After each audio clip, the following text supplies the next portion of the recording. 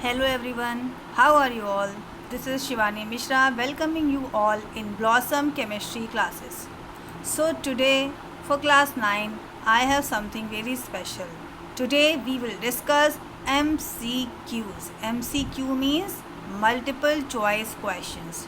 Children multiple choice question में आपके पास एक क्वेश्चन होता है जिसमें 4 ऑप्शन दिए होते हैं, लेकिन उन चारों में से सिर्फ एक करेक्ट होता है, बाकी 3 उसके रॉन्ग आंसर्स होते हैं।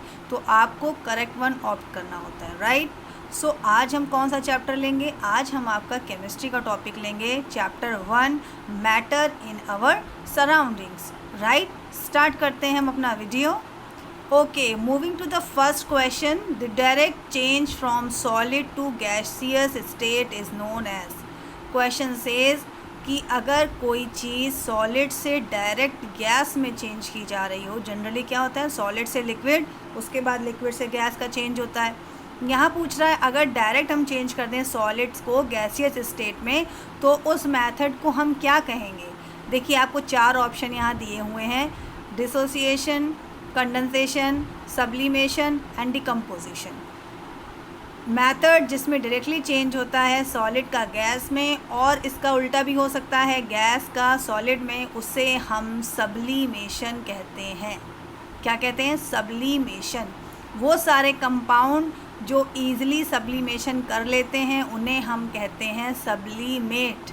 इसका बहुत ही सीधा और अच्छा सा एग्जाम्पल है, घर में आप सभी कपूर जलाते हैं, पूजा करते वक्त जो आप कपूर बर्न करते हैं वो सॉलिड स्टेट में होता है, लेकिन उसको जलाने के बाद जब वो कम्प्लीटली बर्न हो जाता है तो आपके पास कोई रेसिड्यू, कोई लिक्विड नहीं बचता है।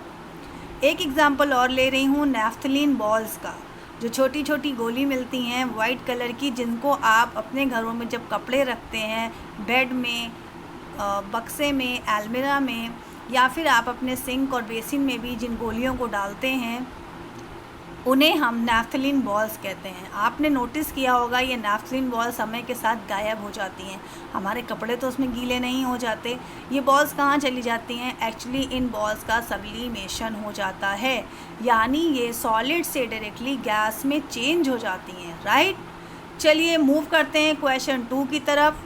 Which of the following is not a matter. पूछ रहा है कि मैटर नहीं है। देखो बच्चों यहाँ 4 ऑप्शन दिए हैं, इन 4 में से 3 ऐसे हैं जो मैटर होंगे और एक ऐसा है जो मैटर नहीं होगा, ठीक है। देखो यहाँ पर तुम्हें ऑप्शन दिए हैं वुड, ब्रेड, लाइट, वूल।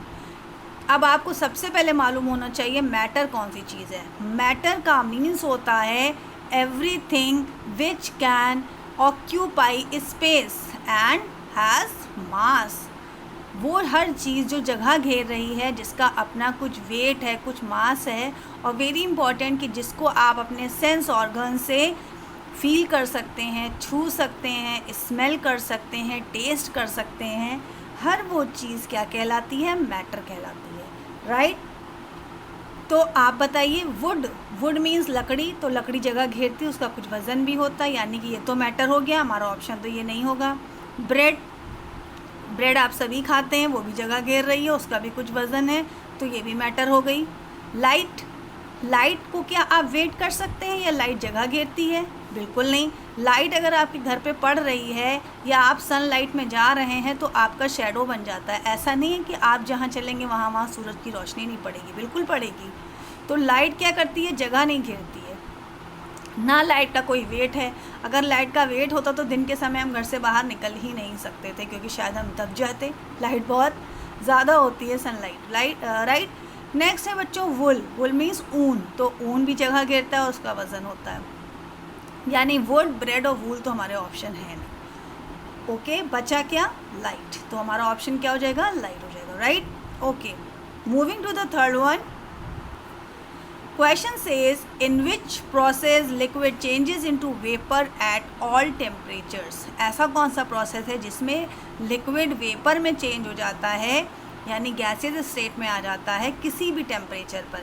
किसी भी टेम्परेचर का मीनिंग होता है कि ज़रूरी नहीं है उसे गर्म ही किया जाए।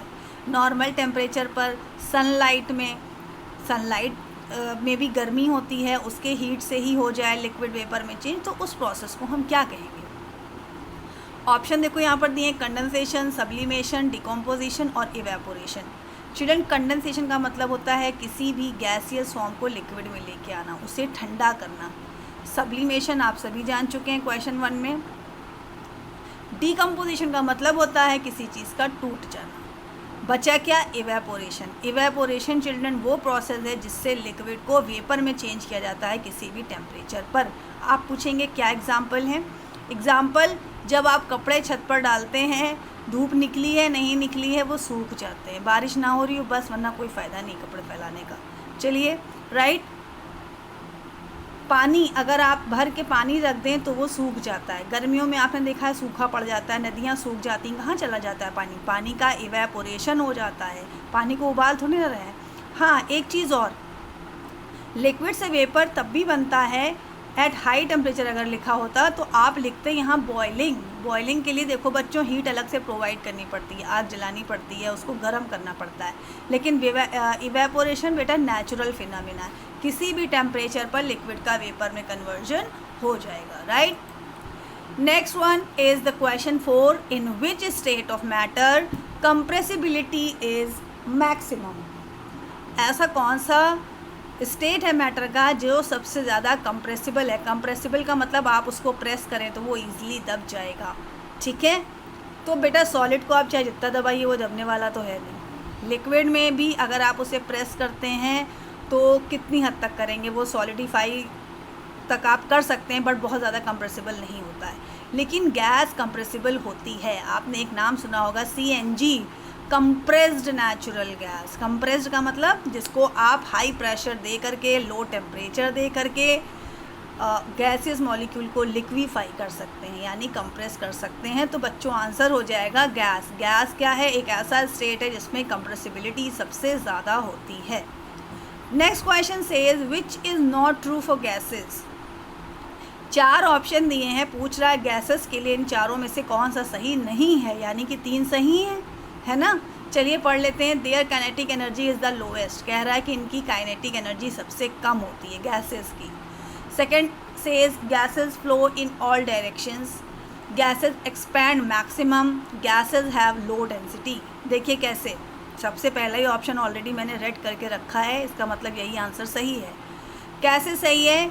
काइनेटिक एनर्जी इज़ लोएस्ट लिखा हुआ है, ये गैसेस के लिए बिल्कुल ट्रू नहीं है, क्योंकि काइनेटिक एनर्जी जो गैसेस की होती है वो बहुत ही हाई होती है। गैसेस हर डायरेक्शन में फ़्लो कर सकती हैं, आपका ऑप्शन बी है। गैसेस बहुत ज़्यादा एक्सपैंड करती हैं, मतलब फैल जाती हैं।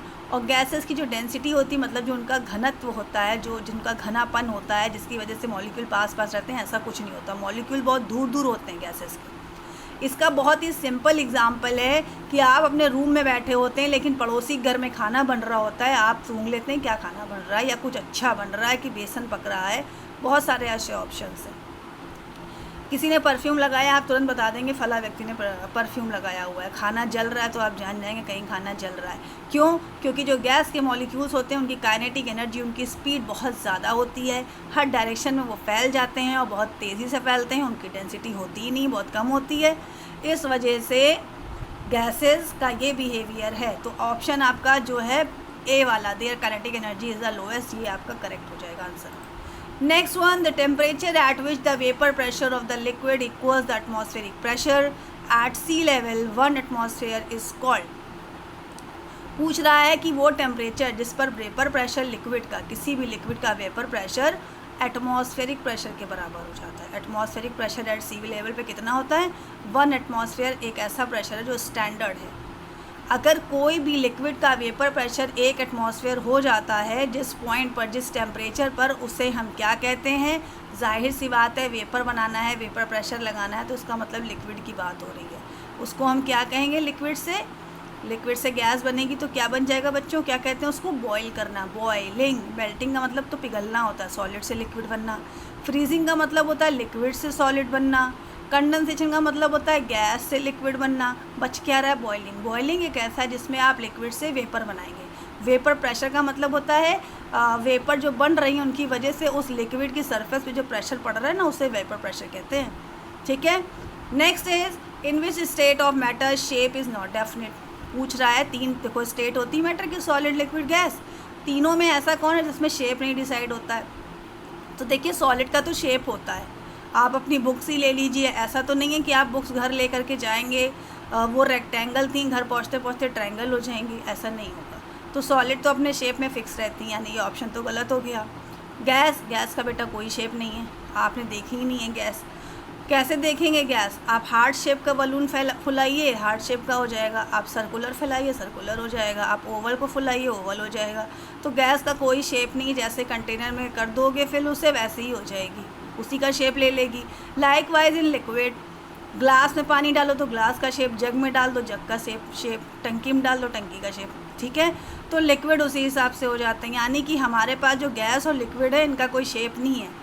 तो आपका ऑप्शन क्या हो जाएगा? बी एंड सी, जो डी वाला ऑप्शन है ना, बी एंड सी, यानी कि गैस और लिक्विड दोनों ही का कोई शेप नहीं होता है। नेक्स्ट आता है बच्चों, देखो intermolecular spaces in matter are. पूछ रहा है इंटरमोलिकुलर जो स्पेस होते हैं वो मैटर में क्या होते हैं। देखो स्पेसेस क्या है? इंटरमोलिकुलर, दो मॉलिक्यूल के बीच का जो स्पेस है वो पूछा जा रहा है कैसा है। कैसा है के लिए अब आपको ऑप्शन देखना पड़ेगा, क्योंकि क्वेश्चन को समझ नहीं आ रहा था। ऑप्शन में आ जाइए, पूछ रहा है मैक्सिमम इन गैस, यानी गैस में सबसे ज़्यादा होता है, या मिनिमम इन गैस, गैस में सबसे कम होता है, या तो मैक्सिमम इन लिक्विड, लिक्विड में सबसे ज़्यादा होता है, या तो मिनिमम इन लिक्विड, लिक्विड में सबसे कम होता है। नोट कर लीजिए बच्चों, इंटरमोलिकुलर स्पेस जो होते हैं वो सबसे कम होते हैं सॉलिड में, और सबसे ज़्यादा होते हैं गैसेस में। लिक्विड बीच की कंडीशन है, कभी ना कुछ ज़्यादा मिला है ना कभी कुछ कम मिला है, बेचारा संतोष बहुत कर लेता है। तो आंसर हो जाएगा आपका ए वाला, मैक्सिमम इन गैस। नेक्स्ट आते हैं question number 9। During summer days water kept in an earthen pot becomes cold. पूछ रहा है जो मिट्टी का मटका होता है उसमें पानी जब आप रखते हैं गर्मियों में तो वो ठंडा हो जाता है, because of the phenomena of, कौन सा ऐसा फिनोमिना है, क्या कहते हैं उसको। 4 ऑप्शन दिए, देखो diffusion, osmosis, transpiration, evaporation. Transpiration तो कुछ लीफ वाला लग रहा है मुझे, ट्रांसपिरेशन जिसमें लिक्विड ड्रॉपलेट्स बन जाती हैं, ऐसा कुछ लग रहा है मुझे। डिफ्यूजन का मतलब होता है दो लिक्विड्स का आपस में घुल मिल जाना, जैसे पानी में तुम नील घोल दो तो वो तुमको घुलते हुए दिखेगी, तो इंटरमिक्सिंग हो जाती है किसी भी गैसेस की, किसी भी लिक्विड्स की, तो वो तो डिफ्यूजन हो गया। ऑस्मोसिस का मतलब होता है एब्जॉर्प्शन कर लेना, ठीक है। जैसे आप छोला घर में भिगोते हैं और वो रात में डालो तो छोटा सा होता है, मॉर्निंग में आप उठते हैं तो वो फूल जाता है, बड़ा सा हो जाता है, क्या कर लेता है वो? एब्जॉर्प्शन ऑफ वाटर कर लेता है। तो लोअर कंसंट्रेशन होता है पानी का, हायर होता है छोले का, तो लोअर से हायर में जाने वाला प्रोसेस क्या कहलाएगा? ऑस्मोसिस कहलाएगा। बच क्या रहा है? इवेपोरेशन।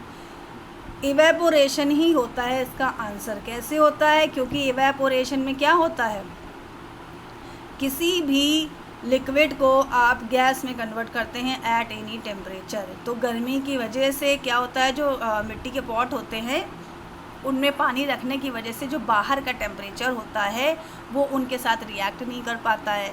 इवेपोरेशन होने की वजह से, यानी कि वाटर से लिक्विड बनने की कंडीशन में जो बाहर का एटमॉस्फेयर है उसको वो नॉर्मल कर देता है और मिट्टी के अंदर बर्तन में रखा हुआ पानी ठंडा हो जाता है। लास्ट क्वेश्चन है, latent heat of ice in calorie पर ग्राम इज। इसका आंसर आप लोग बहुत अच्छे से याद कर लें, क्योंकि ये क्वेश्चन कई बार पूछा जा चुका है। इसका आंसर है 80। तो जो आइस की लेटेंट हीट होती है वो है 80, राइट।